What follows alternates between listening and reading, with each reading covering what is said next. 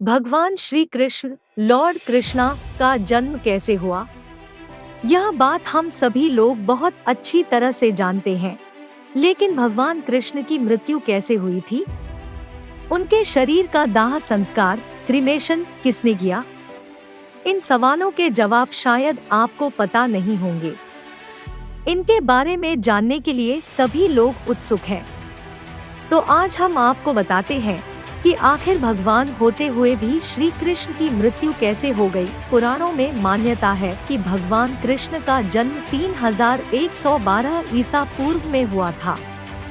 श्री कृष्ण का जन्म मथुरा में हुआ था, लेकिन उनका बचपन गोकुल, वृंदावन, नंदगाम, बरसाना और द्वारिका आदि जगहों पर बीता था। कहा जाता है कि महाभारत युद्ध के बाद भगवान श्री कृष्ण ने 36 वर्षों तक द्वारिका पर राज किया। इसके बाद उन्होंने अपनी देह त्याग दी। मान्यता है कि उस समय उनकी आयु 125 वर्ष थी। भागवत पुराण में बताया गया है कि एक बार श्री कृष्ण के पुत्र सांबा को एक शरारत सूझी। वो एक स्त्री का वेश धारण कर अपने दोस्तों के साथ ऋषिमुनियों से मिलने गए। स्त्री के वेश में सांबा ने ऋषियों से कहा कि वो गर्भवती है।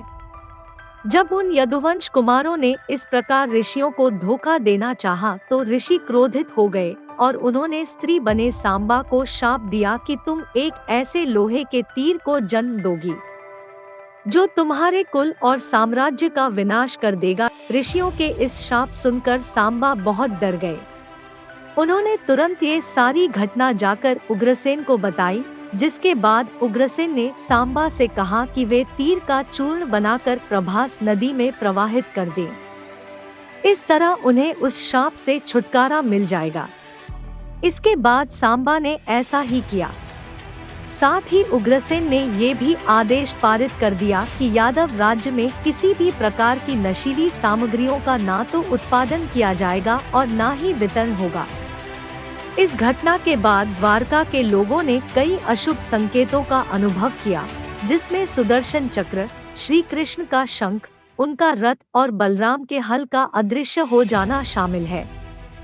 इसके अलावा वहां अपराधों और पापों में बढ़ोतरी होने लगी। द्वारिका में चारों ओर अपराध और पाप का माहौल व्याप्त हो गया। ये देखकर श्री कृष्ण बहुत दुखी हो गए और उन्होंने अपनी प्रजा से ये जगह छोड़कर प्रभास नदी के तट पर जाकर अपने पापों से मुक्ति पाने को कहा। उनकी बात को सब लोग मानकर प्रभास नदी के तट पर गए, लेकिन वहां जाकर सभी मदिरा के नशे में चूर हो गए और एक दूसरे से बहस करने लगे। इसके बाद उनकी बहस ने लड़ाई का रूप धारण कर लिया और वो आपस में ही लड़ने मरने लगे। इस तरह आपस में ही लड़कर सभी लोग मारे गए। भागवत पुराण के अनुसार भगवान श्री कृष्ण एक दिन एक पीपल के पेड़ के नीचे विश्राम कर रहे थे। तभी जरा नामक एक बहेलिये ने श्री कृष्ण को हिरण समझकर दूर से उन पर तीर चला लिया, जिससे उनकी मृत्यु हो गई। आपको बता दें कि ऋषि द्वारा कृष्ण के पुत्र साम को दिए शाप के अनुसार श्री कृष्ण को लगे तीर में उसी लोहे के तीर का अंश था जो सांबा के पेट से निकला था और जिसे उग्रसेन ने चूर्ण बनवाकर नदी में प्रवाहित करा दिया था।